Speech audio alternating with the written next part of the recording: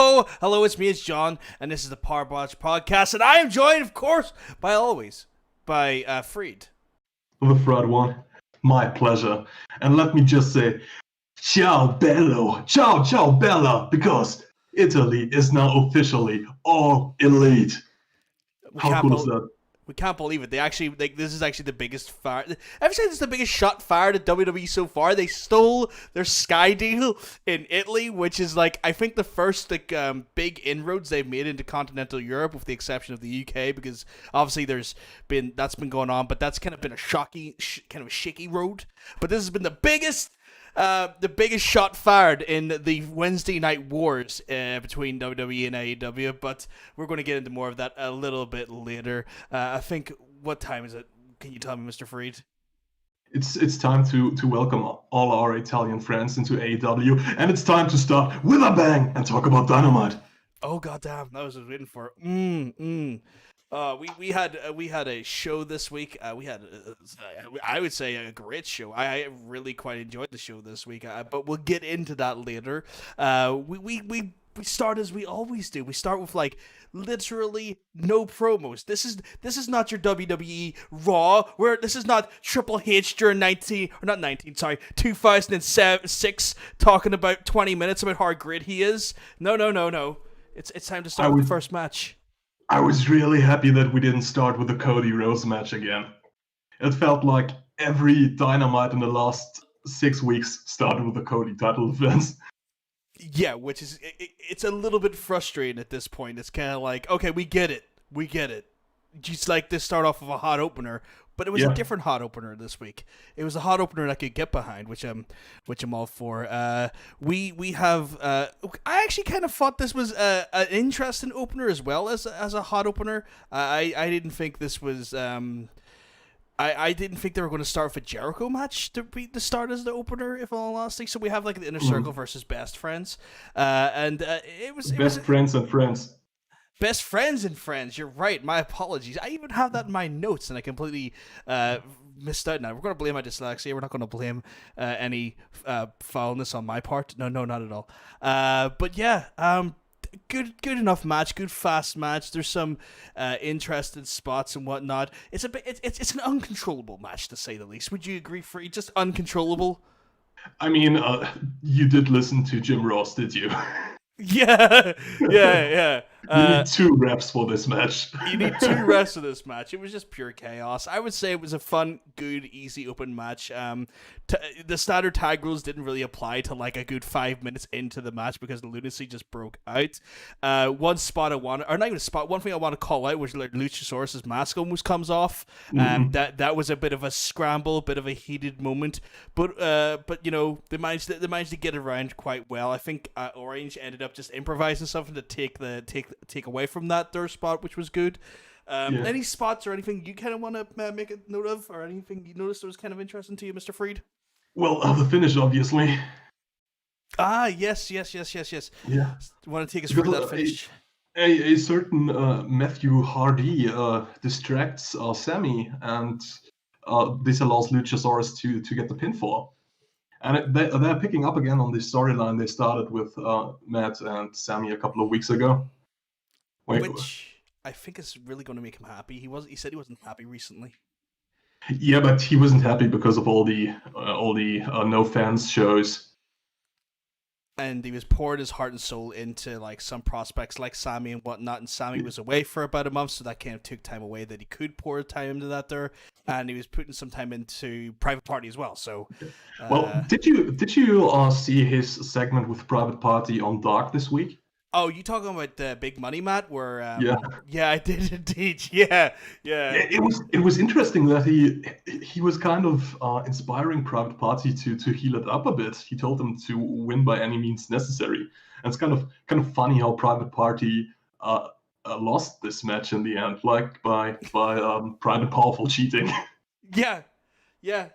It's the brilliance of the multifarious Matt Hardy that allows him to play that sort of very aggressive tweener character, because he can be whatever he wants depending on the identity he chooses to essentially identify as at the time, which is good. I thought the match though was quite good. I thought the match was a great, like a chaotic but fast opener. Kind of got the blood flowing, got everything going I wanted to see. You know, it wasn't too crazy or anything. What about yourself? It was an okay match. I was hoping it would go a little bit faster. I felt the pace wasn't quite there for this hotshot opener. I'm kind of used to by now from AEW. Yeah. Could have used a little bit more storytelling maybe, and like the same issue I've been having for a couple of weeks now, the overexposure with Orange Cassidy, which only gets worse later on in the show by the stuff Jericho announces. So, We talked about wanting to keep him away from Jericho for a while and let it kind of simmer a bit and not. The irony is I want them to keep Cassidy outside of the ring because I like him too much. But yeah, apparently Jericho loves working with him. Tony Khan loves the ratings. Apparently TNT love him as well. Apparently he's a massive draw for the TNT execs as well. So yeah, but you know, everybody loves the Undertaker. But if you start to put the Undertaker on TV every week, you would lose interest rather quickly, wouldn't you? Yeah. You take the mystique away from it. You take the shine out of it. After that, we have the Jon Moxley promo, though. So I think the Jon Moxley promo was quite good. It's some interesting choice of words. He calls Darby Allin his friend, which I thought was an interesting choice of words because I don't think I've seen a budding friendship that much. I mean, they have had a history. Remember, before Revolution, they had this tag team match with against Jericho and Sammy. Yeah, true. But Moxley was taken out before the match. I did love this match. Darby Allin hot tags himself in, but yeah. Okay, back to the promo. Yeah, but he calls Ricky Starks an exploitive. I don't want to say just in case YouTube doesn't like it, and he wants to see if they can bully him. Overall, good promo. I felt, it's very much in the Mox wheelhouse. He's the tough man. He doesn't start fights, but he finishes them. I love this line. I really love this line too. It was the cherry on top of this violence cake. I like that, a violence cake. It's a cake I wouldn't mind having a slice of sometime. But yeah, it's a good promo. It keeps to the Mox wheelhouse. It gets over what we needed to get over. Perfect. Then we have the Cody versus Warhorse match. If you want to take us through that, there, Mr. Freed. I'm kind of curious. Have you been exposed to Warhorse before this match? Yeah, I always kind of perceived him. Like, I know he gets a lot of crap for his slightly warrior-esque similarities in face paint and stuff, but I always just see him as like a heavy metal rebel. I kind of dig it. Yeah, But if somebody didn't know him, I think the Ultimate Warrior without steroids, but he can actually go in the ring, is kind of a good description of Warhorse in general. Yeah. I think I like him as a wrestler. I like him a lot. I like the fact that he wants to, in his own words, rule ass. That's his thing. There's a little tongue and cheek with that there that I quite dig. I like him. I like him as a worker. I think he's very good. Yeah. They had a cool title match. Cody again with the quote unquote anger issues, as commentary puts it over. He does the cocky push-ups after a pinfall, so kind of like healing it up a little bit again. I mean, Arn Anderson gives him tells him off for doing all this stuff to keep focused on the match. Interesting thing, Warhorse gets a lot of counters in, a lot of reversals, especially every time Cody tries to go for a hold. Warhorse seems to have the answer for that. That's some neat little story in the match, especially how it ends, because just like the past couple of title matches for Cody, he works the legs and gets the figure four for the win. Doesn't do the crossroads for the win in recent times. Yeah, which I think is really interesting that he's adopted this submission style tactic to take down these challengers. I think that's a really again, I'm just going to draw some comparisons here. Who of the four horsemen used the figure four? A lot, Arn Anderson, right? Yeah. Arn Anderson was very known to be styling, profiling, jet riding, son of a gun. Yeah. Ric Flair was the guy doing the spine buster. Am I correct? Yeah, he was. Ric Flair Spinebuster, second to none. He grab you up, he give you a big and then drop you down. You know that. For a while they called it the Woo Buster. Yeah, I've heard that. Yeah. But yeah, like I feel like there is like little, and this could be me reading into too much, but there's just like little hints towards this faction. If you would indulge my belief there a little bit, maybe, you know. Yeah. But that's just me. So yeah, okay to good match, but the interesting part comes after the match when 3 and 4 of the Dark Order storm the ring. Warhorse tries to put up a fight, but they beat him, and then they attack Cody, and then Arn Anderson gets in the ring. He takes a fighting stance, but no, Zack Ryder or Matt Cardona comes out and he makes the save. He's got some athletic girth, let me tell you, although he looks really red. I think he had some of that deep heat spray on him before. I know get him looking a little bit blown out a little bit, you know. Yeah. You know what? Any of the guys I've seen come off their WWE hiatus have all looked absolutely just stonked. And I think that's going to be a benefit from them all not working for WWE now, is that they can have more time in the gym and maintain that figure. And I think we're going to see a lot more of that there. I've got a feeling that's not a one and done. Yeah. I feel like these guys are going to be big, athletically girthed men going forward, which AEW kind of lacks in their mid card. Like we have the big girthy men in their heavyweight division, the likes of Brian Cage and whatnot, but like their mid card doesn't have that athletic girth, so they're padding out the girth, they're spreading the girth. You know, in the AEW PB and J sandwich, you're putting a little PB on that mid card. You know what I'm saying? Because I already got that jelly. So yeah, we've been talking about Matt Cardona coming to AEW. I wasn't watching WWE when he got himself over with the Long Island, real Long Island stories. So yes. I don't have the emotional connection that other fans have. I don't know how much this means to other wrestling fans. So it means a lot to me. I kind of did dig his Z Long Island True True Long Island Ice. I was gonna say ice stories.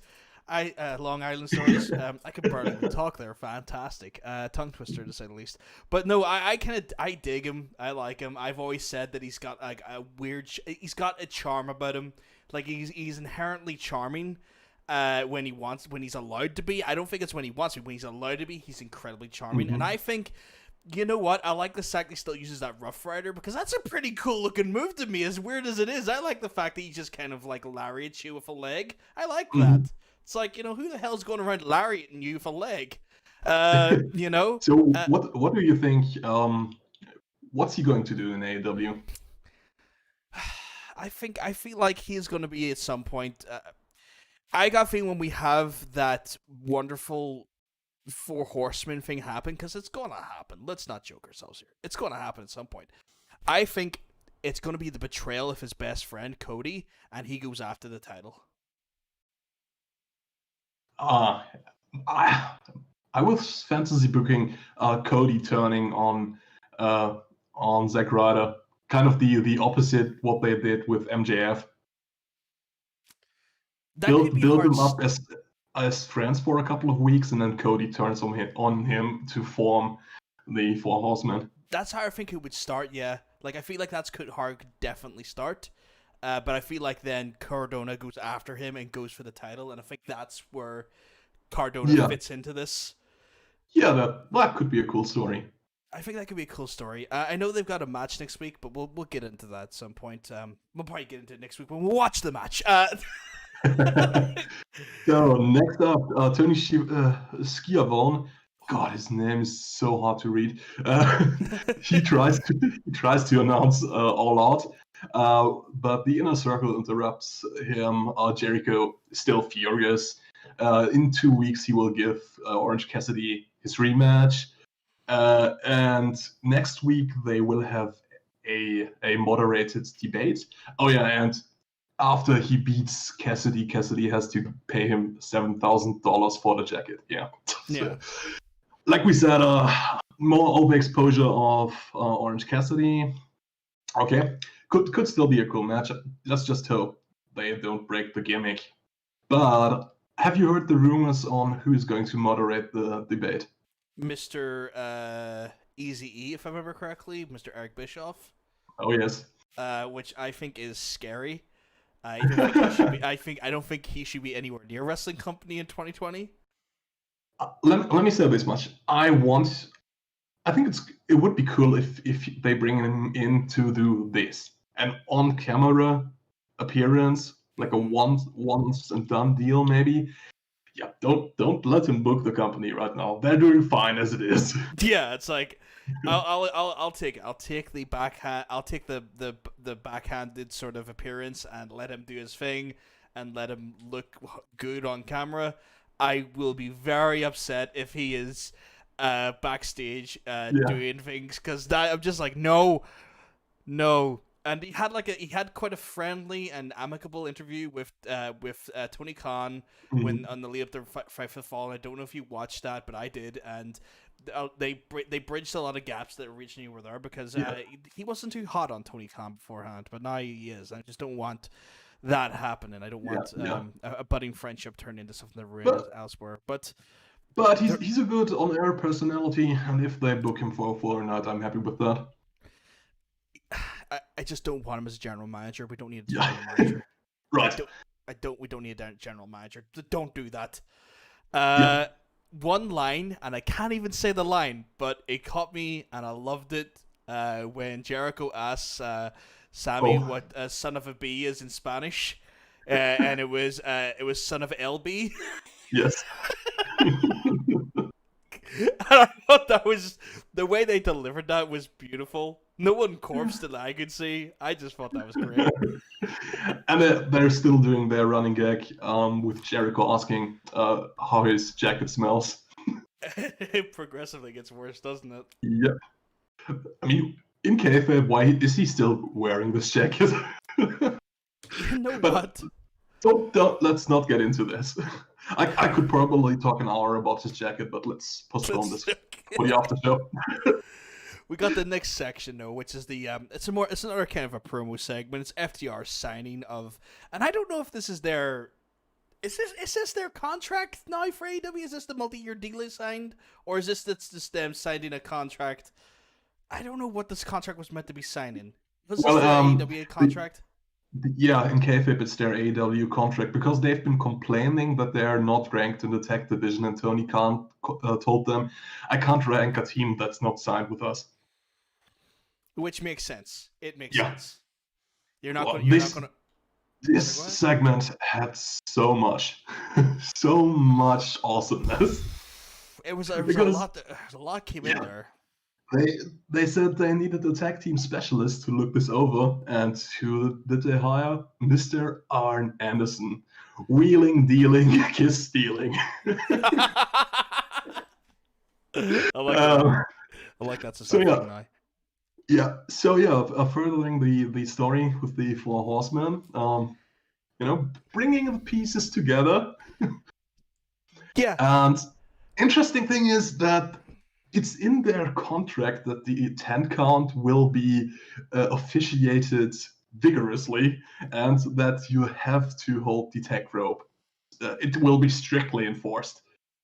And apparently in kayfabe now, in every match FTR is involved, those rules will be officiated strictly. And I think that could be an interesting story point, because when they lose their first big match, they will lose it because someone didn't hold the tech rope and they weren't legal, and that's their way out. Or their 10 seconds were like 12 seconds or something, which are going to move. Yeah. Like a Meltzer driver took maybe 15 seconds or something.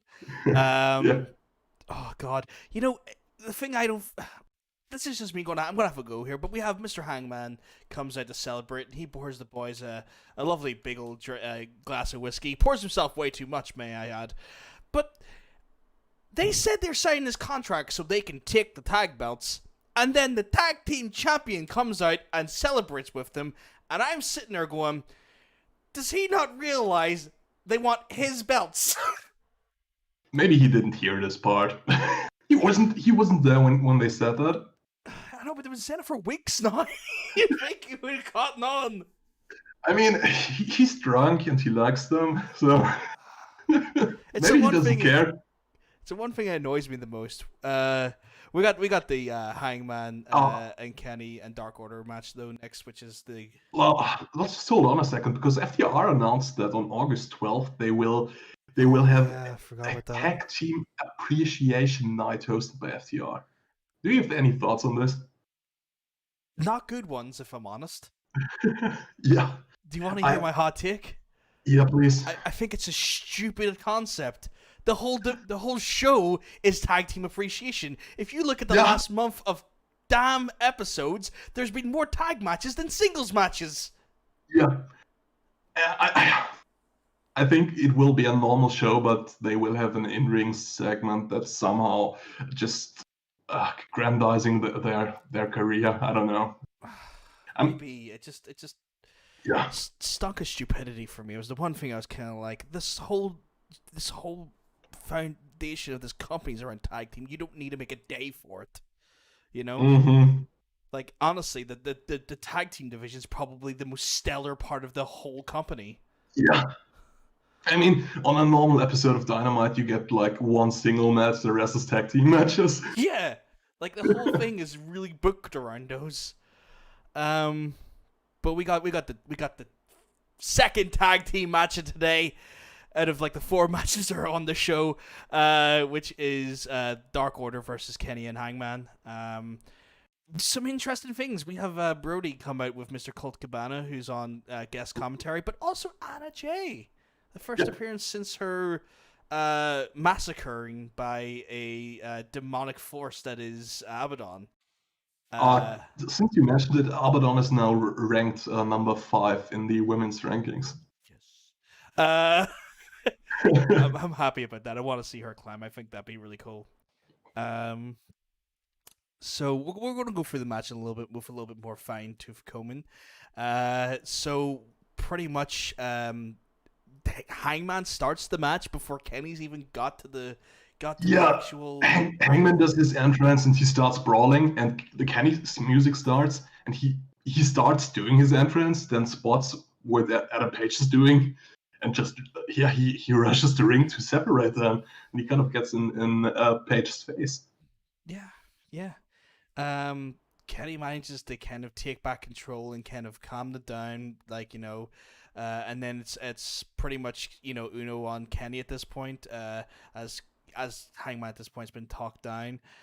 He's taking control, and we notice the Bucks are watching on as well. And Kaz. And Kaz as well. Yeah, that was very strange. I didn't quite understand why. I can understand the relevance of the Bucks. I thought Kaz, I was kind of like, yeah. Why? I think they did show him in order for the Bucks being there, not being like suspicious for the angle that's to come later. Okay, right. Maybe that kind of. So it's not just one team watching; it's like the entire tag division is watching them. That's what they kind of wanted to convey. Right. Okay. That makes a little bit more sense. It was pretty. You know, Hangman ends up coming in like a house on fire and starts just absolutely lancing the hell out of the Dark Order left and right. But then next thing you know, Dark Uno. Jesus, why is my brain just Dark Uno steps in, new character. He's no longer evil, he's not dark.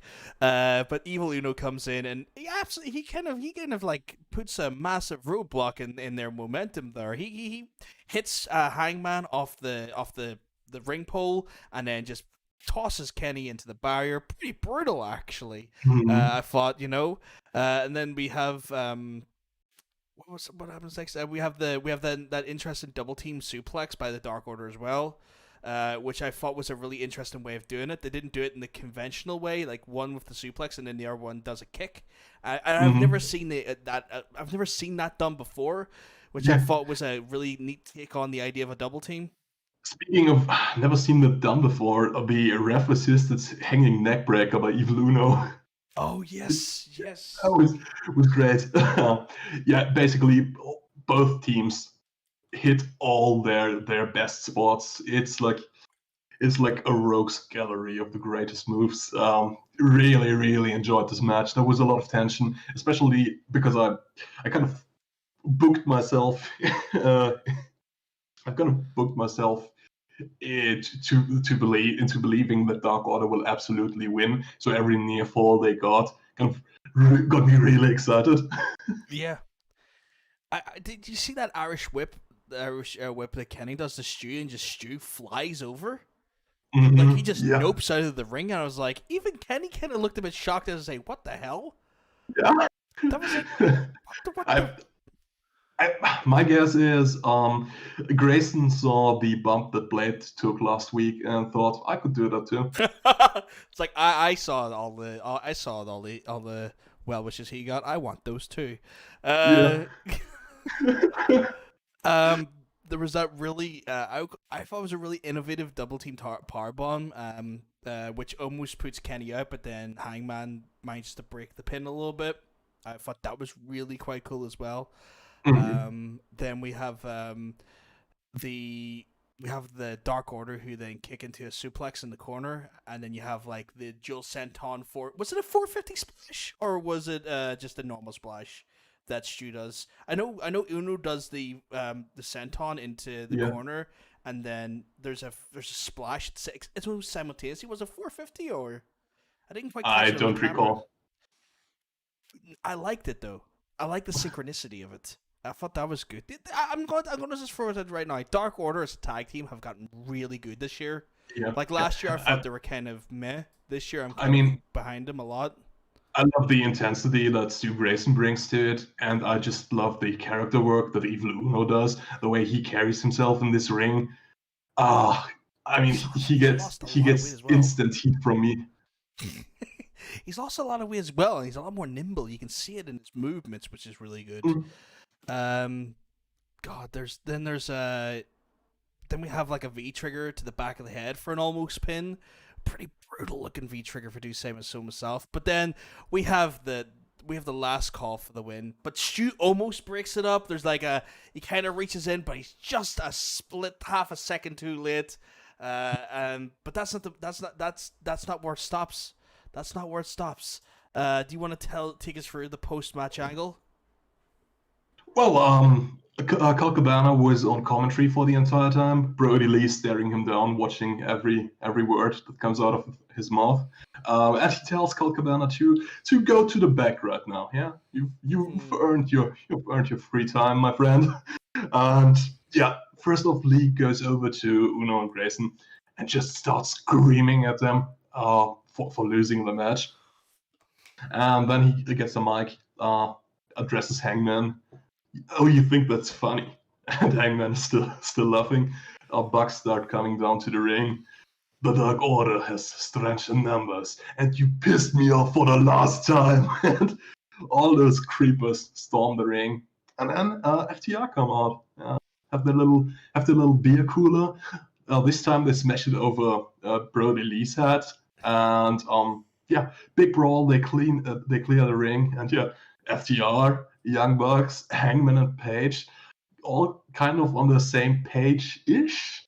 And it was announced big 12-person tag team match next week. I don't know what to think of that. If it was anything like last week's or this week's, 10-man, I'm like, that could be pretty sloppy. But I like the fact that FTR's gimmick is just smashing beer coolers over people's heads. Yeah. I mean, given that you have the Young Bucks and Kenny and Page, I think this match will be really, really fast paced, super spotty, like a really entertaining 10-15 minutes. I'm really looking forward to it, but I think it's going to be bloody chaos, to say the least. Great match overall. I really enjoyed it. I would say definitely one of the highlights of the night.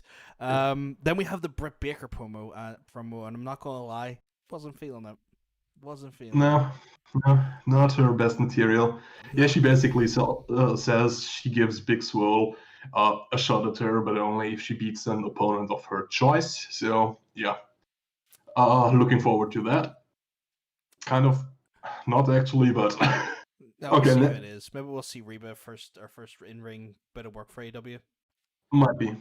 So next up, we got Diamante versus Hikaru Shida. A little correction: I said she was from Puerto Rico last week. She's from Cuba, or rather, she has Cuban heritage. She was born in the United States. Right. Okay. Yeah, solid match, but Shida wins kind of convincingly in what was it, 5 minutes, 10 minutes? Yeah, quite a quick match actually. She managed to get out of the Falcon Arrow, but the running knee ends up doing it in the end. At least they didn't play Britt Baker's promo over the match. Yeah, I'll give them credit there. I'll give them credit where credit's due. One thing I will notice, I think there's something going on between Austin Gunn and Shida. I don't know if you noticed this, but the amount of interactions going to the ring, around the ring, a lot of smiling and joking at a distance to each other, and then he's wearing her garb yet again. I think there's something going on there. I'm calling it now. That's the budding. It's the budding seeds of a relationship right there. And I'm calling it here. And then when it happens and we report on it, I'm gonna look like an absolute genius. Well, next up we have a backstage segment with Nyla Rose and Vicky Guerrero. They're talking about the Women's Tag Team World Cup or whatever they're calling it. Deadly Draw. Yeah. And they don't care what partner they get assigned. But who was it backstage? Was it Dasha? I don't remember. It was Dasha interviewing. And we got the first color choice. So now it's purple, I believe. Yeah, and then it's revealed that her partner is Ariane, who I found out was working for WWE for 6 years. I did not remember her at all. She was a Funkadactyl originally for Nicholas Clay, and then she had a singles career. And let me tell you, her in-ring work was trash. It was awful. It was bad by WWE Women's Division, like pre-2014 bad. By that standard, before the Women's Evolution happened, or Revolution, it was bad. You're kind of talking down solid in-ring legends like Alicia Fox. Come on. Don't start me. Don't start me. I'll give her. She's great Northern Lights suplex, but that's about it. Did you notice that they took all the women's segments again, put them back to back, gave them like their 10-15 minutes? I heard someone online say that the ratings for the women's bits in AEW aren't that great, and that's kind of the business decision is, put them all together in one block so people can't say we're not doing women's stuff. But so that people basically don't have to switch the channel quite so frequently. Don't know how true this is. I would love to see the R/R statistics on that. Out of curiosity from self. Then we have the next, and I'm going to say probably the most interesting segment of the night. And probably one of the best promos of 2020. Oh, yeah. We have the MJF promos, and he comes out. Dude, he gets the Goldberg entrance. I mean, minus security. He has PAs instead of security. Yeah. We don't have Ralphus here.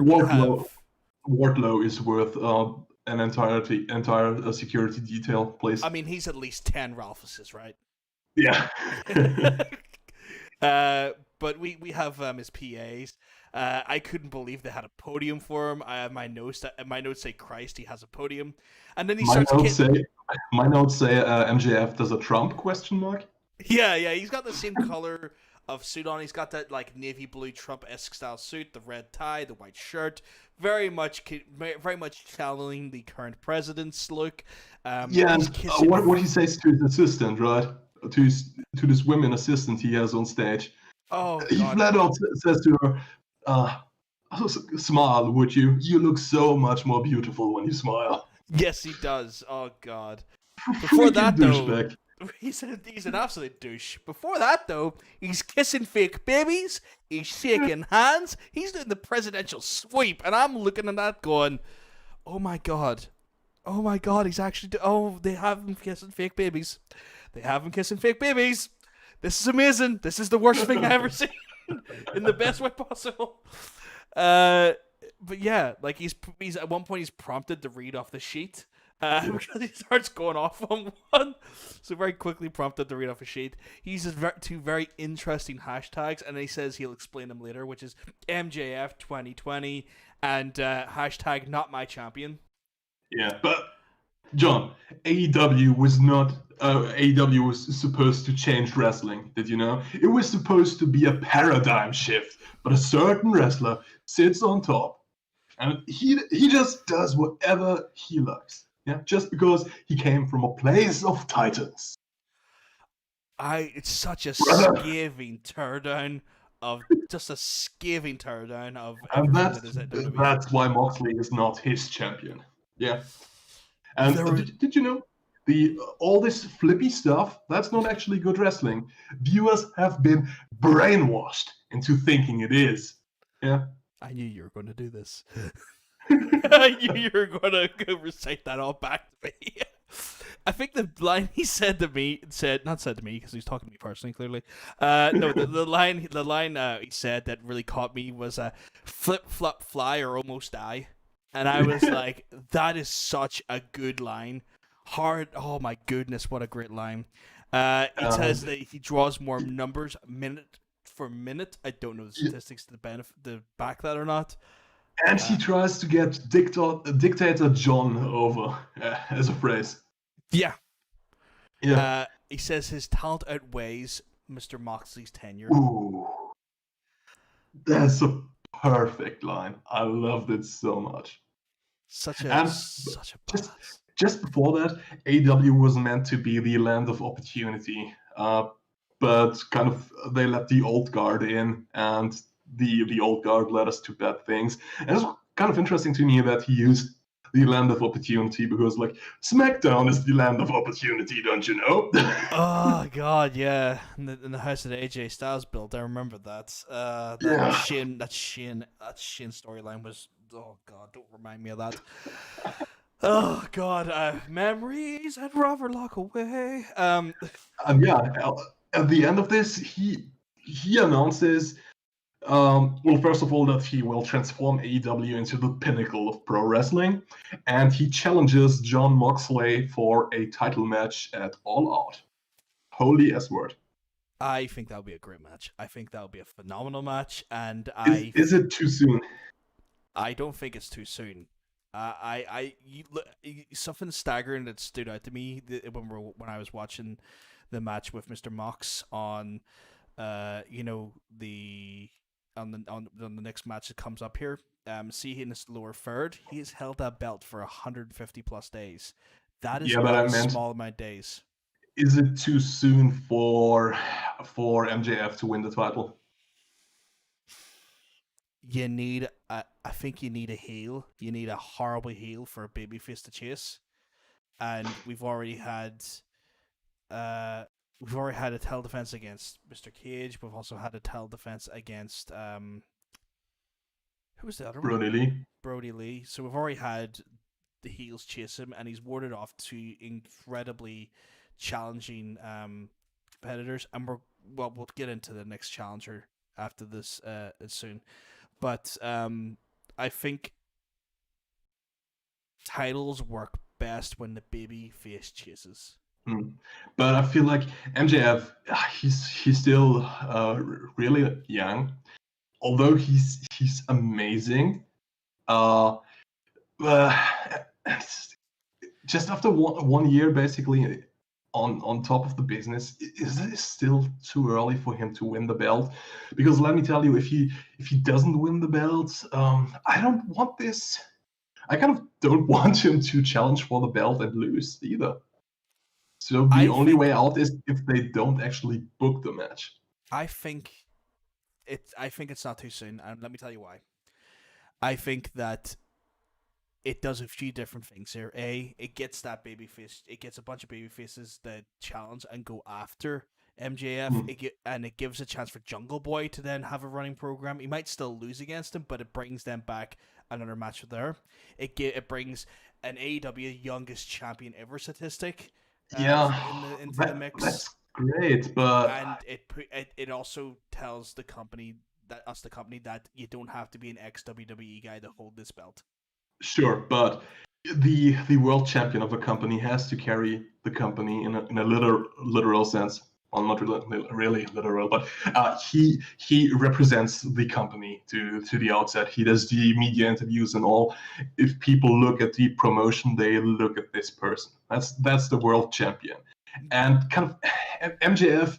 He's maybe too good of a heel to do that. One, and the other is to hardcore wrestling fans, he's a name, but like AEW has relied on the big names to get the attention on. That's why I think maybe a Kenny Omega will be the next world champion. The only reason, if the statistics are true, and if what he said in his promo is right, and he spikes the ratings, that's his justification right there. Sure. You know, again, this is why I would love to see those breakdowns to let us know if that's definitively true, because that will then. Yeah, tell I us didn't a lot. prepare any. Let's do some research for next week. Definitely. I think it could work. I think we need to start seeing champions that are not WWE guys. I feel like we've already seen enough of it. And don't get me wrong. That's why I went with Kenny Omega. Kenny Omega is great, and I think that would work as well. But I feel like Kenny still has to get past this first. I feel like what's going to happen for a while is that I think it's going to be the Elite versus the Four Horsemen, and I think they need him for that. Okay. You know? Oh, yeah, sure. So, we'll see, though. We'll see. We both were very divergent paths in our opinions on that one, but we'll see what happens in the next coming months. Yeah, exactly. Our next match, you want to start taking us through, Mr. Freed. We've got the Darby Allin Moxley match versus. Yeah, we got John Moxley and Darby Allin versus Cage and Star, Ricky Starks in a tornado tag team match on no disqualification, if memory serves right. No, you're right. Yeah. So Darby's music plays, but he doesn't come out. Then Moxley enters from the stands, and then Taz with Ricky Starks and Brian Cage come out. He cuts a little promo. Then Ricky Starks heals it up a little bit. They say they have taken out Darby in kayfabe, basically. And AEW worked me. They worked me completely. Because I thought they were doing a WWE, promoting a match that they can't deliver. I was under the impression, oh shoot, Darby Allin was concussed last week. And they still promoted the match, although they didn't know. They did know they couldn't pull it off. And then freaking Darby Allin comes out and attacks Ricky Starks. In the best way possible, too. Like a massive coffin drop. Not even just like a run out. He just coffin drops from the same place that Matt Jackson came off of last week when he was doing the match. Right. And right at the start of the match, I mean, JR has been salty all night. But he took the cake.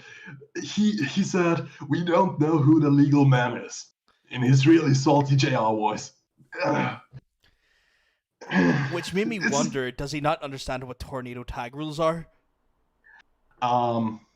He has been working for WE for an eternity, and they don't do those, so... True. It was a really, really cool match, hard-hitting match. One spot I really liked was the coffin drop into the DDT for a 2 count. That was really good. Also, one thing I wanted to point out is that Ricky can do a hell of a spear. Mm-hmm. Yeah. He does a hell of a spear. He does the good spear like Lashley. Yeah. The bad spear is the edge spear, kind of hug the opponent and fall to the mat. Yeah.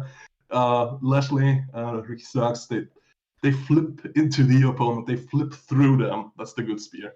Yeah, they're like rockets going off. Yeah. Then, oh god, there was a lot of hardware being used as well. lot of bins and a lot of weapons as well.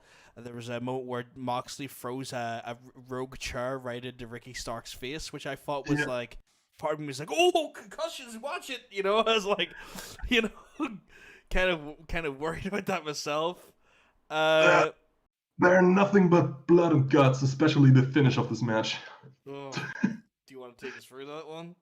Yeah, Darby Allin produces a skateboard, and the wheels are taken off the skateboard, but thumbtacks have been added all over the underside of that skateboard, and he just does a brutal stomp on the back of Ricky Starks, and you can see the tags sticking out, the blood comes out running.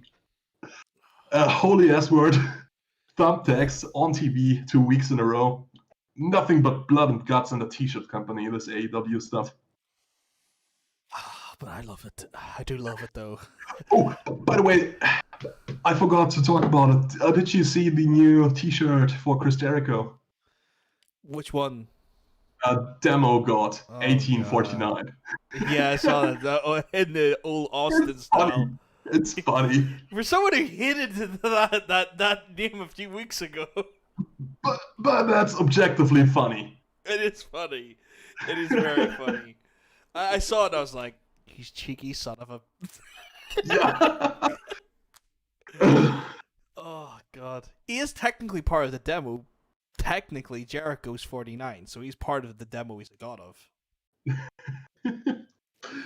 Well, so yeah, back to the match. Thumbtack skateboard stomp to the back, and they win. And they have their Darby Allin and Mox have their little standoff, kind of harking back to a match they had earlier this year, where they faced each other again like this after the match. Yeah. Again, they're kind of playing off that chemistry a little bit. My understanding is that it is indeed a title match. I could be wrong, though. It was announced as a title match. For the number 5 ranked Mr. Darby Allin, which must just be putting MJF into all sorts of connection fits. Like, I mean, he's been called it. Yeah. The fact that he's been ranked number 1 for weeks, if not months now, and still no title match in any respect, you know. Which I do agree with. It's kind of lunacy that we're still not doing that, but sure. But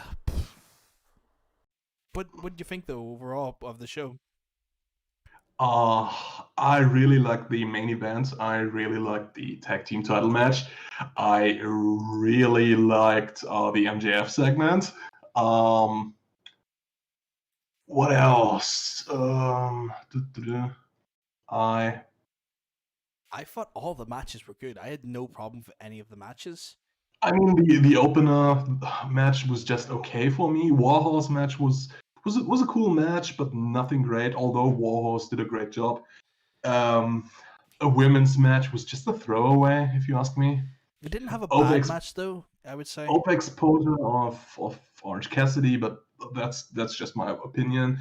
But overall, I have to say, I kind of like the show. It's okay that they have like two okay matches and 2 like great matches and a great segment. They did whet my appetite for next week's show. I'm going to say something controversial here, or maybe it isn't controversial. I don't know. I'd say it's a 4 out of 5 this week. They done everything they needed to do for me. I mean, like, every match was good, if not great. Like, there was no bad match for me. The only one part of the show that was a real, for me anyway, that was like any sort of like a bit of a black mark on it was the Britt Baker segment, because it was kind of bland. But beyond that, everything either performed the way it needed to or really, really enamored me. Like, I really enjoyed it. Yeah, for the reason that they didn't book the tag team title match exactly like a fantasy booked it, I will give it a high 3 out of... No, it's a 4. it was a great show. It's a great... I really enjoyed it. I couldn't get enough of it. Overall, we got a good few matches to look forward to next week. I'm quite keen on seeing this 10-man tag. Or it's a fucking 12-man tag. It's not even a 12 man. 10-man tag. Yeah. 12-man tag. There's also the live debate, which I'm kind of like, to some extent, I'm not really sure what to think of. We got the Eazy-E being rumored for it. I don't know what to think though. Anything else that stands out for next week that you're kind of like, okay, I'm looking forward to that? Oh, you put me on the spot now. Besides those two segments, I can't remember what was announced for next week. Oh, the title match, of course. The title match, and then we also have Cardona and Cody facing off against Dark Order, I believe. Which is a weird segment, because I don't know why Dark Order attacked Cody. That's the only part I didn't quite understand. I think they do a reprise of the segment they did in late 2019, where Dark Order attacked the Elite and it was received really poorly. Ah, okay. Right. I think they're picking this storyline back up. Right, that makes a little bit more... that contextualizes it a little bit better. Fair enough. I think that then takes us over to the news, am I correct? Yeah. Time for the news. Well, we've been speaking of ratings quite a bit. Let's talk about ratings again. Tick is absolutely for it, sir. Drop some hot ratings knowledge on my face. Raw did achieve a new record. They did set a new record for the lowest single hour. Third hour of Raw this week only drew 1.463 million viewers. Woof. Yeah, and it was their second lowest rated show overall. And I've heard Brian Alvarez saying that AEW has been beating WWE main roster shows in the key demos. Yeah, I could believe it. I could believe it. Like, I don't think this is the... So the Monday Night War was fought over overall ratings, right? So it was fought over how many, literally across all demos, how much every show got between WCW's Nitro and WWE's Raw, or WWF's Raw technically at the time. Where this is an interesting one, because this has been the one where we are like, okay, so it's more about the key demos. It's about the actual money market, the money demo, the thing that your advertisers are interested in, because there's just more money to be earned by a higher amount of people paying, watching the segments, right? Yeah. So I think it's been a really interesting dynamic shift. I've seen a lot of fans on Twitter getting pissed off at that there, because they feel like it's a cop-out. Like, the real hardcore have been really getting on about that, I've noticed. Let me tell you, when they first brought all this up on AEW Live TV, I kind of felt like it's just a petty PR spin, to be honest. But apparently that's the stuff that's the networks pay attention to. Yeah. It's not for us fans that those numbers are important, but that's for the network. Yeah, we get nothing from it. We get FA from it, right? But so it's all about your AdSense. More money is they pay more. They can charge more per commercial, depending on the amount of numbers in a key demo. You know. Yeah. And that 50 plus demo is worth zilch. It compared to the 18 to 49 is where their money is. Technically, it's actually the 18 to 32 is the real money segment, but the 32 up to the 49 is still worth more money than that 50 plus. And that's where the networks can charge for higher costs on the advertising, and that's where the money comes in. And that's the thing that's going to secure AEW not a 3-year extension, not a bloody 6-year extension, potentially a 10-year extension. Because might be. You know? Yeah. And I don't want to appear like we're bashing WWE and we want them to go belly up in this whole thing with the lowest ratings, because let's just face it, we want as many big wrestling companies to just prosper as possible, because it's better for the business overall. Yeah, like the biggest thing that came out of the Monday Night Wars was the creativity on both sides went through the roof because they had to. Now, post 1997 WCW is a little bit sketchy because they are creative. They could make an angle. They couldn't just make a finish. They could not finish for some reason. They could get you to the. They could get you to the starting line. They could get you through the race, but in the last 10 feet they would fall. And I don't know why. But it spurred on a level of incredible creativity across the board, and I want to see that. Yeah. And I want WWE to do well. I might not enjoy their product at the minute, but I have enjoyed it in the past. I've loved it in the past. I've wanted to see it more, the way I used to enjoy it. And I don't mean recalling back to the Attitude Era. I just don't want the product to treat me like an idiot. Yeah. I mean, if dear viewers, if you're interested in this, we did a little breakdown on our experience with WWE. You can find that in the video archives on YouTube. Yes. Should we move on to the next story? Yes, by all means, sir. Our next story. If you want to just give us a little healthy reminder to oh yes, the SummerSlam story. But it's in a boat or on the beach, maybe. They're not sure where it is, from my understanding. So my understanding is they're looking to do somewhere quite exotic. Yeah, they don't want to run another show out of the Performance Center. It's becoming kind of samey for them to do that. Yeah. They want to give it a special feel. I don't think a boat is a good thing. You don't want to be isolated in small quarters with a production team in these times. I feel like that's fine if they can get a cruise liner, and by all means they can afford a cruise liner for a week. Or even like 4 days. They can get a cruise liner in there, and it'd be fine. And you know what? If they even just brought the talent on a small vacation, maybe like done a small tour of the Bahamas, they could. You're talking about WWE. They're going to pay for the bloody boat anyway. Treat your staff for once, instead of firing them.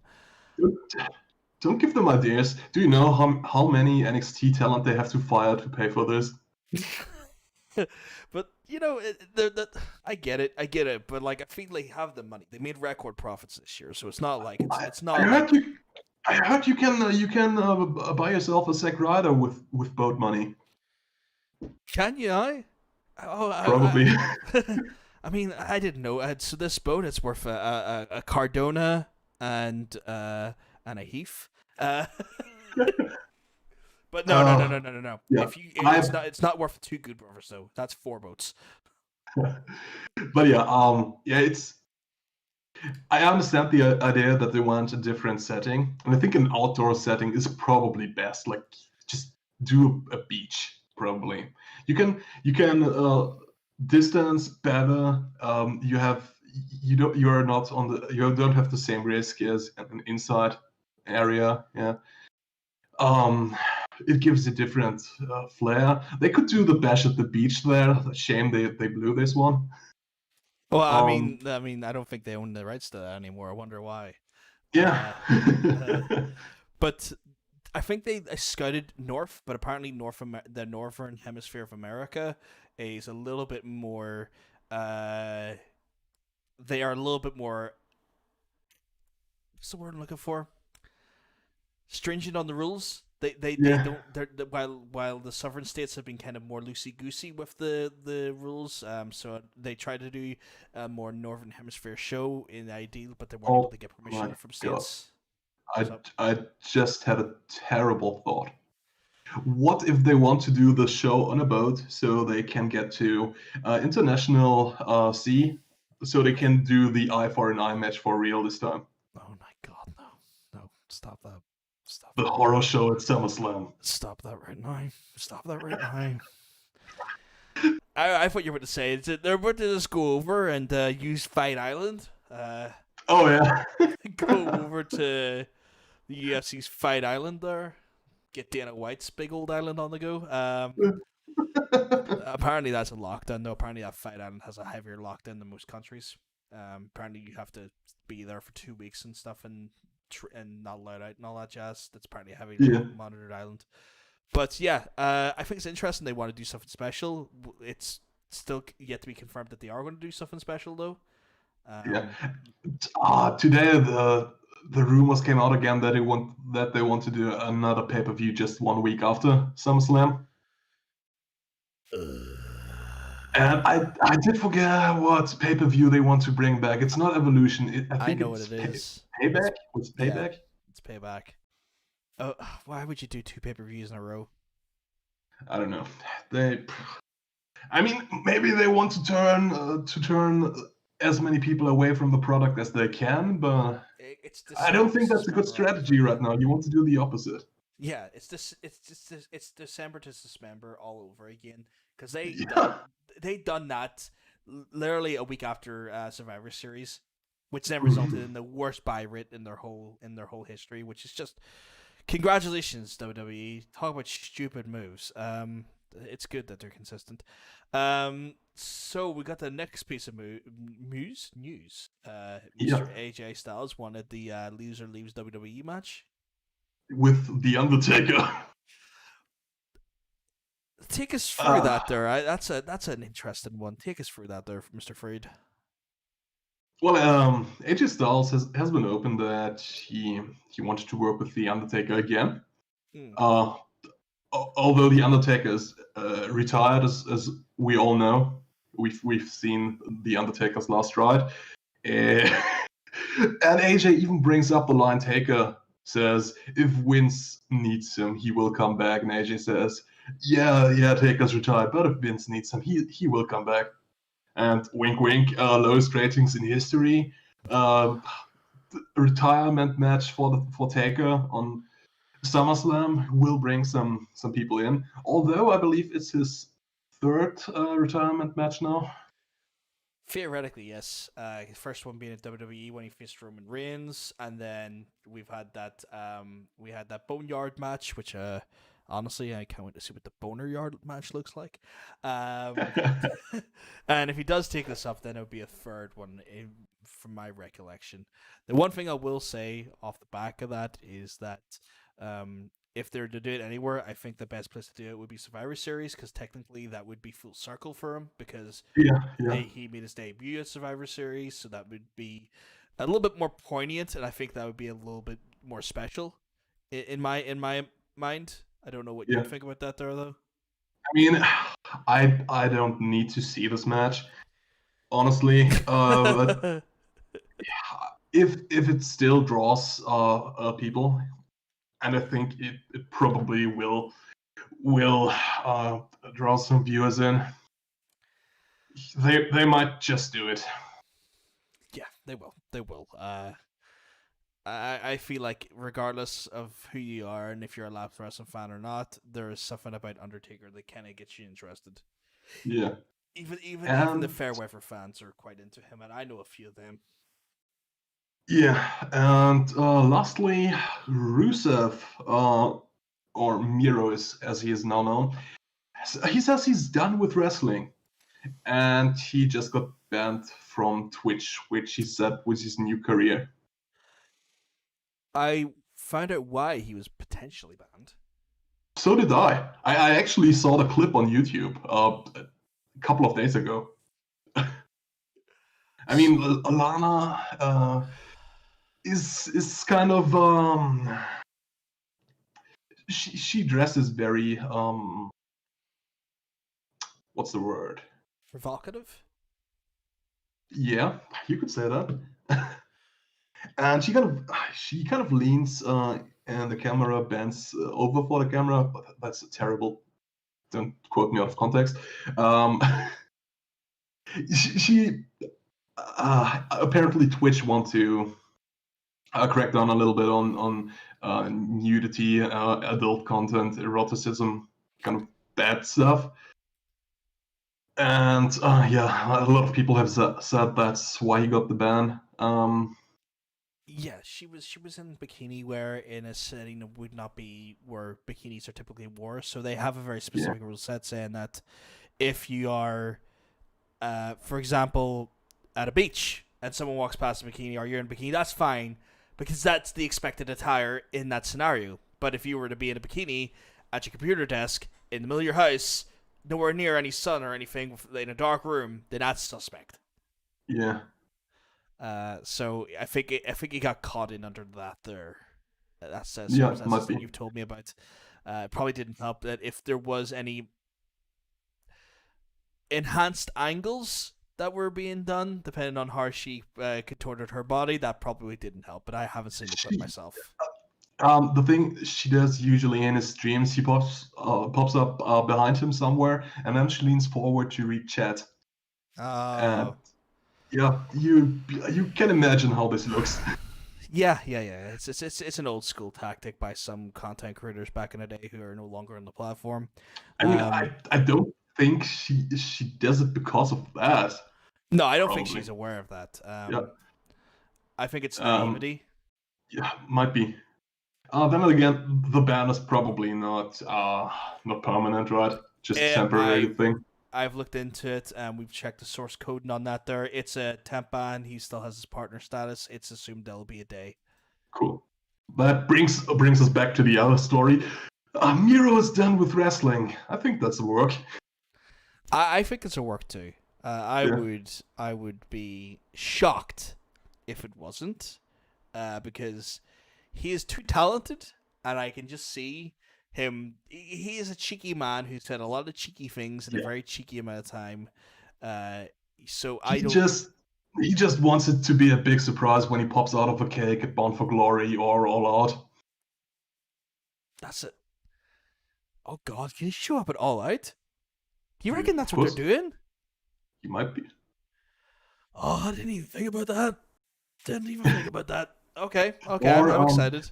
Or Rusev or Miro might just think, I don't want to wrestle in this no fans era. I will do the streaming gig until we can shows with fans again, and he gets the proper hero welcome then. Yeah, he wants that big pop. Yeah, he wants that big pop. That's an interesting one. That's a very interesting one. Okay then. Okay. Right. Cool. Okay. I'm intrigued by that. I'm very intrigued by that. I didn't even factor those ideas in there. So, do you have any other story? No, I think they're the big stories that kind of took my attention this week. There's obviously more news than that there, guys. We don't try and limit but we try to keep our segments relatively I mean, we don't want to be two old men reading you the newspaper. Yeah, exactly. We try to keep the things that we think are interesting and we think that you might find interesting, and then allows us to talk more about special segments like our next one. Where we are going to have a little look at the wonderfully botched career of a certain individual. She hails from Green Bay, Wisconsin, Mr. Kennedy Anderson. We were going to be talking today, guys, about the wonderfully botched career of Mr. Kennedy / Anderson in the WWE, and maybe a little bit of throw some info about what he done post WWE. But yeah, God, where did we start here? So I have a bunch of notes. Yeah. I did some research. I found stuff about him I didn't know. We'll get to that. But why did I pick this topic? Because Mr. Kennedy was my favorite thing in WWE for quite a while. Really? I had all his merch. I was doing the Mr. Kennedy thing in the gym, for example. I got some really stupid looks. I was deep into that sounds wrong. Hey man, I was a big mark for Mr. Ken Anderson, and a lot of people were back then in his first 2-3 years in WWE, and it felt like he had a rocket strapped to his back. Like he is the chosen one. He is the next big thing. It seemed like an inevitable thing that he would become the next world champion. But none of that happened, and his WWE career in retrospect looks like it looks like a car crash, kind of, to be honest. It's literally the slowest car crash happening in the world. Yeah. And we'll take it for it, guys. Jesus, it was a car crash. Where do we start? Promise, yeah. Well, starting with the promise, I did find out that after just 21 indie matches, he first appeared for WWE in 2001. They put him on TV after just 21 matches.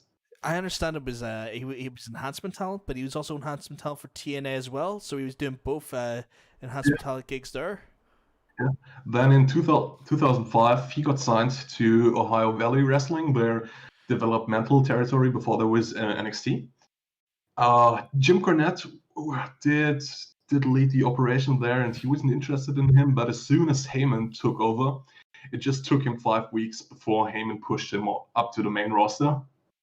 So only 6 months in total of OVW to get to the main roster is kind of impressive. Shows how much people believed in him. And when he came up, he was still known as Ken Anderson. But Paul Heyman changed this because there's a football player called Ken Anderson. They didn't want any confusion with that. And they named him Ken Kennedy. And Paul Heyman did this specifically so Vincent Kennedy McMahon would maybe take a liking to this young upstart. Yeah. Interesting angle there as well. I mean, like, especially concerned at this point, like, if we were to look at this from a sort of historian standpoint, Heyman was put down to OVW as a punishment. He had pissed off everyone, including Stephanie and Vince, all backstage because of his handling of SmackDown, as well as is ECW even on at this point? I don't think ECW is on at this point, but he had pissed everyone off. ECW is 2007, I believe. Yeah, so he absolutely pissed everyone off because he wanted to die on every hill with Mr. McMahon, and that this didn't go well with Vince. So, you know, even in OVW, he's playing some interesting tactics to try and get the guys he wants pushed up on the main roster. He won a bunch of mid-card matches, but he had some key wins as well from my research against Mr. Ray Mysterio. I did actually start him in a curious way because he did have a mini feud with Funaki, but that was, I believe, on the B show, like Velocity, or what was it called back then? Or Main Event or Velocity, one of those silly ones. Yeah. But his SmackDown debut was in a feud basically against ring announcer Tony Chamo. Really? And that's because they wanted to get him over announcing himself. Oh, right? Okay. He did the Kennedy thing, yeah? Yeah. And so Tony Chimel would start announcing, doing the ring announcing for Mr. Kennedy, and that's when he got into his face telling him he wasn't doing it good enough. And the first couple of weeks, he didn't have the mic coming from the ceiling. He took Tony Chimel's mic. That's how all of this started on TV. But then, like you said, he had a couple of big matches, notably Eddie Guerrero's last televised match. Yes, indeed. And the only time he ever lost was via DQ. Like, he never lost clean at this point. But that wasn't really for long. This is like the first part of where the car crash starts. I feel like this is where the brakes are starting to be slammed on them quite quickly. And bear in mind, not by anyone backstage currently at this point. More about just unfortunate mishaps.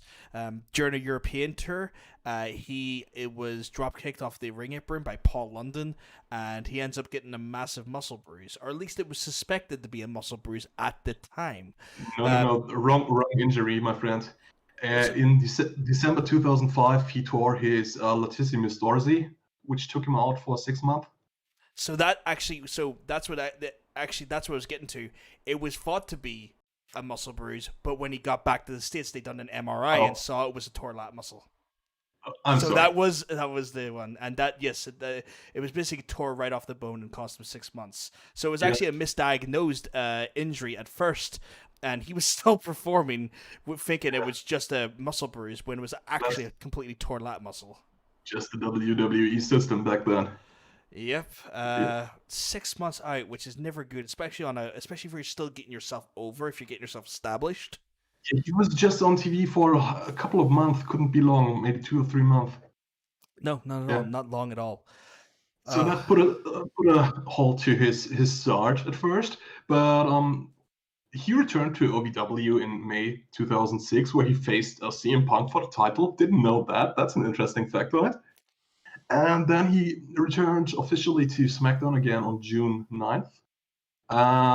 He was debuting his new finisher by then, because at first he did the Green Day Plunge, which was so awesome that I stole that for myself when I wrestled. Okay. If you don't know what the Green Bay Plunge is, he would have his opponent in the Death Valley Driver position, and he would do a flip forward, but he would do all that from the second rope. It's awesome. Oh Jesus! And he changed this coming back in 2006 to the Canton Bomb, which was a Swanton Bomb, which probably is a smart idea because you can't do the Green Bay Plunge with heavier opponents. Yeah, true. I mean, if he was going to take on, which he did actually have, his first few matches against, his first pay-per-view match was against Batista. I think that would have been a harder move to pull off against Batista. Yeah. I believe that was their first, his first pay-per-view where he subbed in for Mark Henry after Mark Henry couldn't do the Great American Bash. And you know what? WWE still quite were digging him at this point because Kennedy won by DQ and it kept him strong. He didn't get squashed by Batista, which would have been probably the assumed finish of that there because it was bloody Batista, of all people. Yeah, they still had faith in him. They put the United States title on him even. He defeated Bobby Lashley in a triple threat match for the belt, but still kind of a short reign. I mean, the mid-card title reigns, especially the US one, they don't seem to be long at any point in history. But 42-day reign, lost it to Chris Benoit. Yeah, and that was his first loss by submission. I think they do that there because I think they test you with that belt. And if they think if they think you have a lot more going on for you, they take it off you quick to get you up the card again. I mean, they still had faith in him because they put him in a program with Taker. He defeated Taker via like a DQ once. Mm-hmm. Then he Taker in a first blood match with some shenanigans. Yeah. Mm-hmm. But ultimately, he lost in the last right match. But still, overall, 2-1 against Taker is impressive in this time. Yeah, very impressive, especially if Taker's putting you over as well, because Taker was very particular who he put over as well. So there is something to be said for that there. Days before he's meant to... I'm getting ahead of myself. He actually ends up winning the Money in the Bank at WrestleMania 23. Which was, again, a big sign that big things were to come. And they told him he was going to cash in on the next episode of SmackDown against Taker and win the belt because Taker needed to get lose the title because he needed surgery badly. Yeah, and what ends up happening is that days before, he ends up getting a torn tricep match in a match with Batista, and is basically flown to Raw to drop the case to Edge immediately, who's then uses it on Taker to get Taker out for that there. However, this injury is completely, again, misdiagnosed, 2 for 2 at this point, and had a hematoma and not a torn tricep, and was actually back in 2 months instead of the expected 68 months, which is just ridiculous. So he could have kept the case. He didn't necessarily need to do that. Even if he came back in 6 to 8 months, he could keep the case. You have till next WrestleMania to cash in. Yeah. But, and I think they were just... They only saw this one path to get the title off Taker. They had tunnel vision. They could have done any other thing, right? Yeah. Just hotshot booking. Nowadays they do this all the time. WWE champion Undertaker will defend his title next week against this guy. Yeah. Some sort of like, just any old match, just create an angle like that. It would have been easy. Done and dusted. And it was just completely botched, if you ask me. He then has basically a move to Raw through the draft, and basically that's where they start setting up the angle for the illegitimate son that Vince was doing, and the idea was that it was meant to be Mr. Kennedy was meant to be the son, and have this great angle where Vince would back Mr. Kennedy against Triple H for shares of the company. It was going to be this big sort of angle, but apparently Vince hated Mr. Kennedy.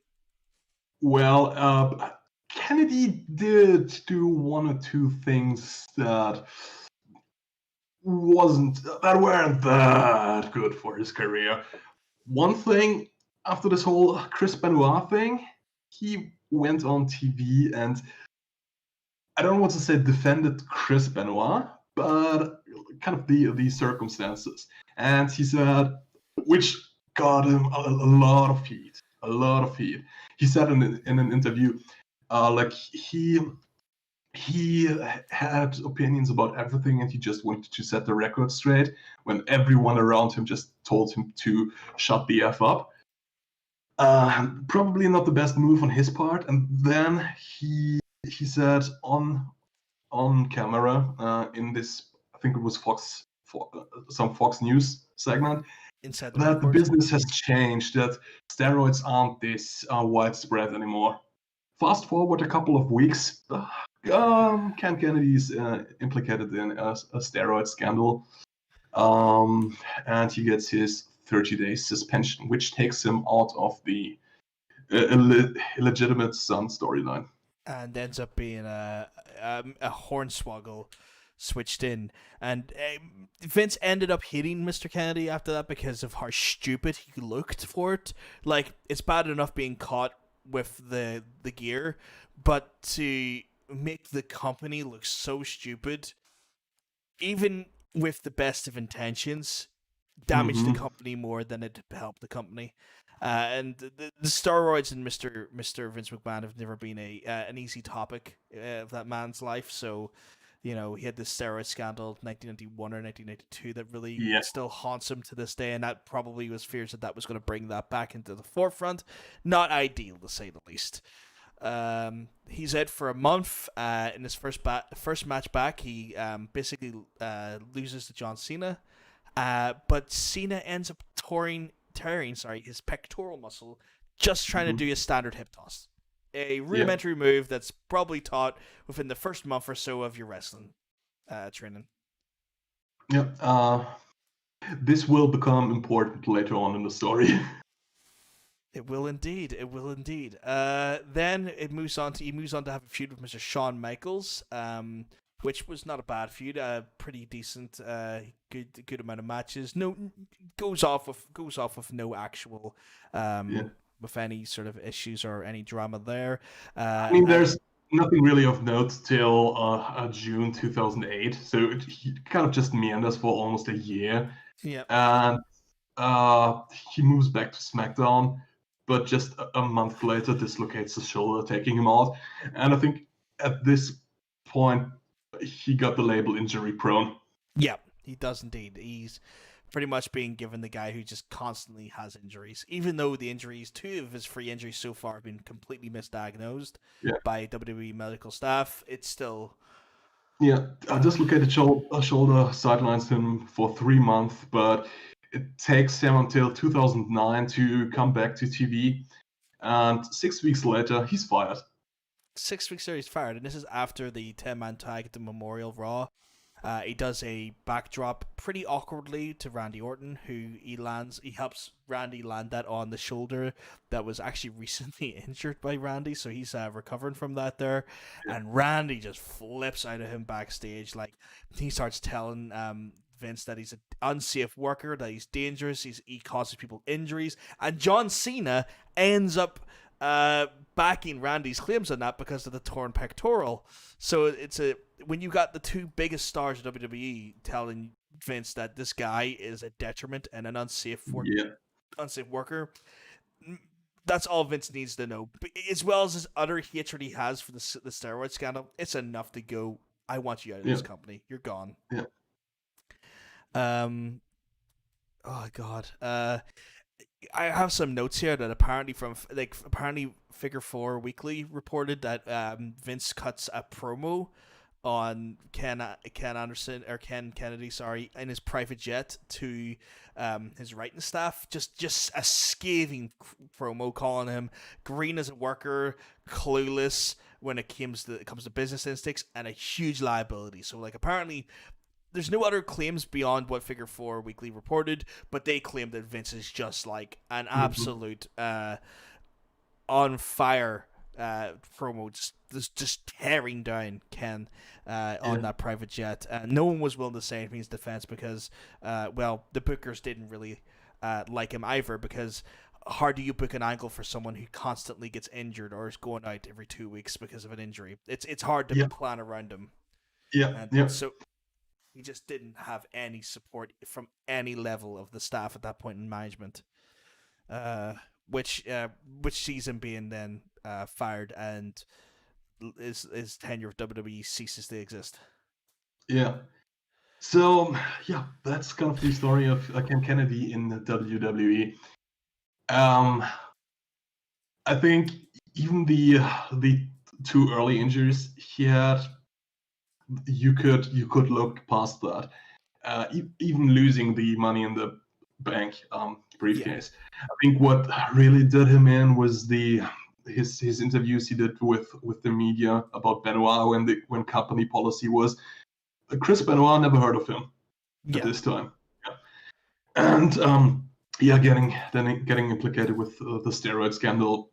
He shot himself in both feet at this point. Yeah, he I feel like that's the point where it went down. Like everything else was kind of like there were bullets in the chamber, but there was no finger on the trigger, you know? Yeah. But once that interview happened, that Fox Insider segment, that's when the finger was put on the trigger, and it was Randy Orton that pulled it. It was just a beautiful, beautiful mess of a situation. Do I think Kennedy should have been given maybe some slack, cut some slack?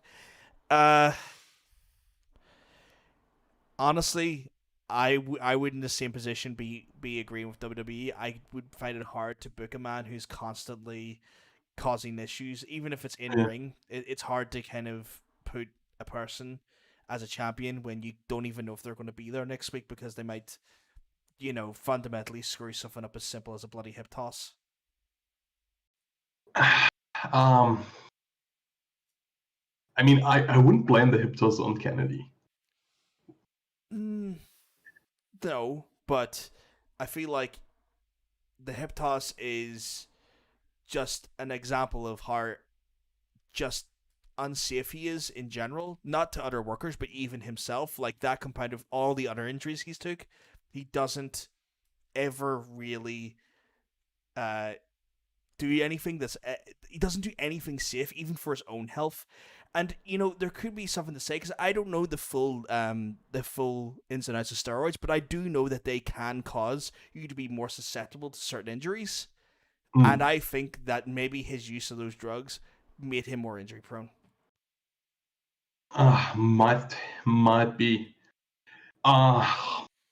Do you think even if if the scandal didn't happen, that he would still get the label injury prone after the 3rd injury? Because management is kind of hasty to put this label on people. Just think back at FTR in WWE. Yeah, I think they were still would have sidelined. I still think they would have given that title. I think he invented that title, if I'm honest. I hadn't heard anyone being called injury prone before until Kennedy. Interesting. He only had he had a short career in WWE. Like let's be honest about this. He had less than 5 years in there, and he was out for 3 times on major injury. Well, out 3 times for injuries. One very misdiagnosed one.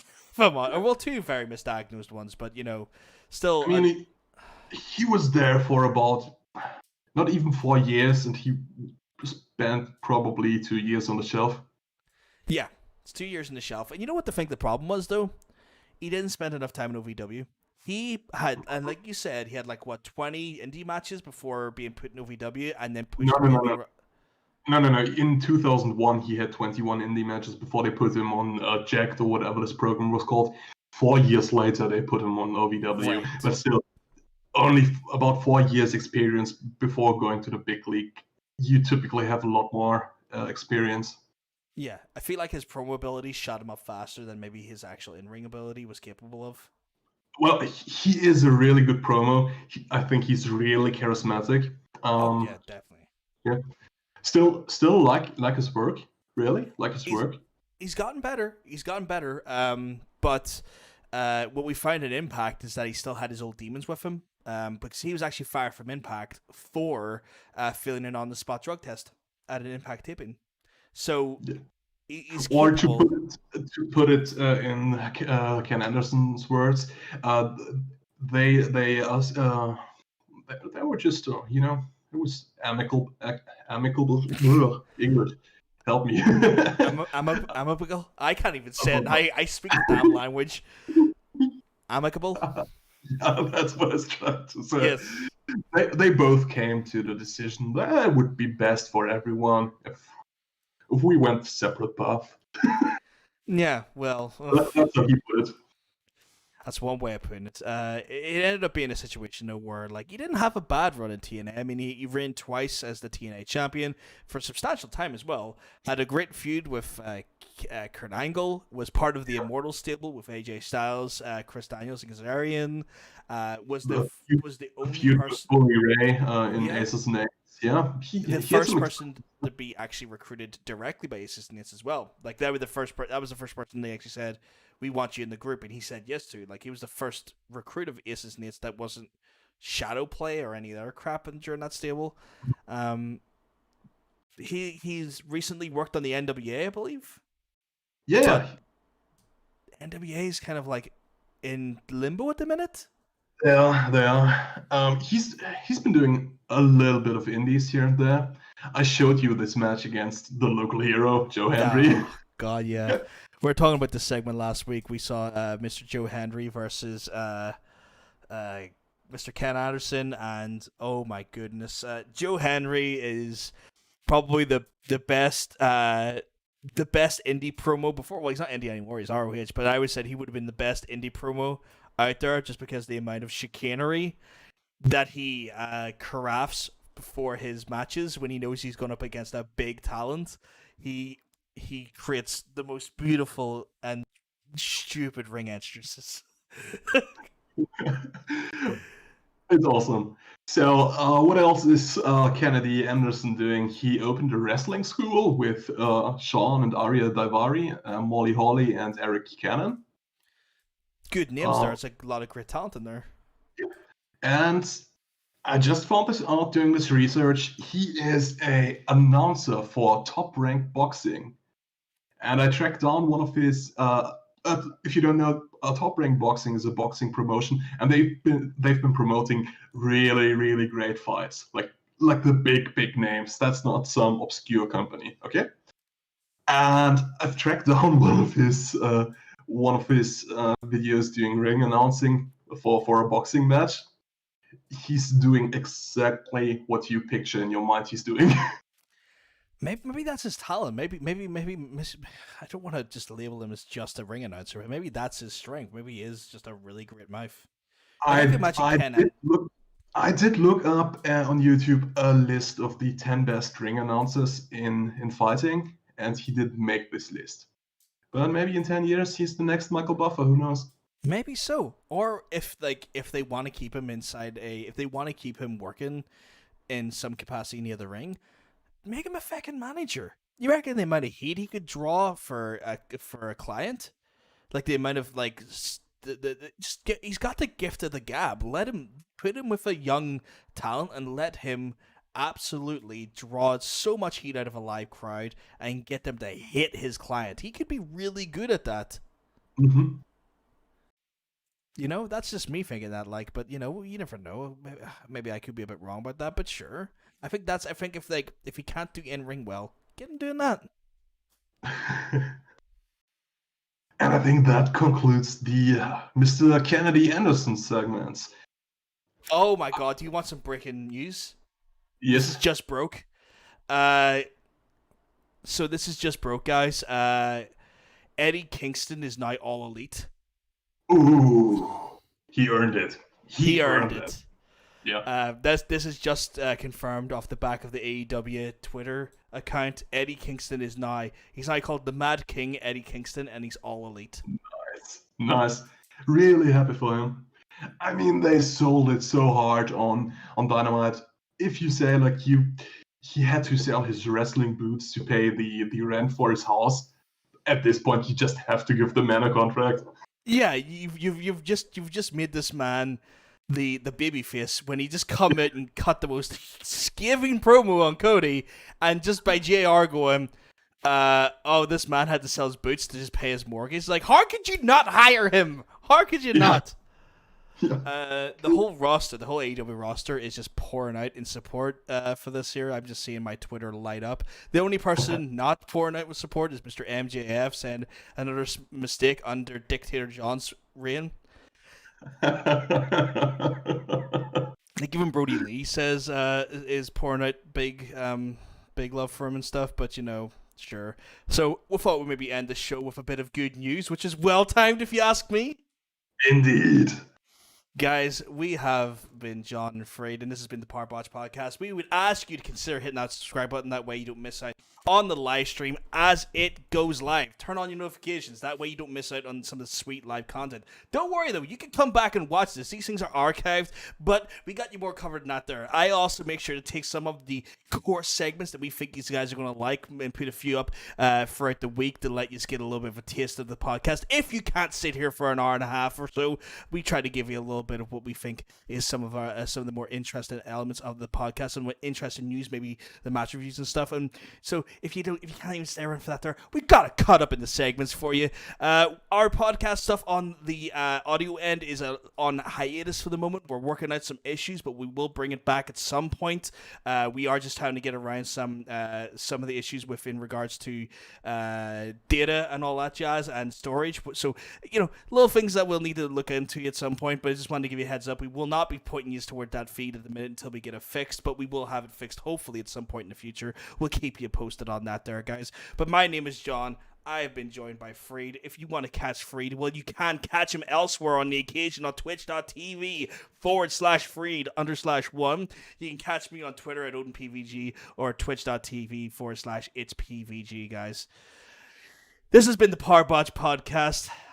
I'm going to bid you farewell and good night. What yourself, Mr. Freed? Do I have the honor to say it this week? Go for it. Peace. See you there, guys.